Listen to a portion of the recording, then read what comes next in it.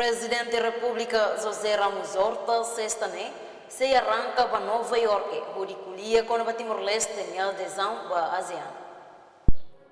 Banhira Ramata participa seminário o tema Strategy and Action a Sustainable ASEAN Membership nebe halau iha salão Ministério Negócio Estrangeiro no Cooperação Quintane ba jornalista Sira Horta Dehan nessa igualia iha Nova York assunto Lubukida. No discurso principal, dia 21 de setembro, o Lia concluiu a situação em Timor, mas é estável, é pacífico, e a recuperação econômica, e promessa for recuperação boa em 2024, o Lia com a adesão à ASEAN, etc. Agenda iha Nova York barak iha lorong sanulu resin hitu hahu kedas encontro to lorong ruanulu resin hatmak arangka.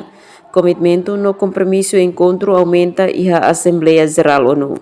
Emerenciana Pinto, STL News.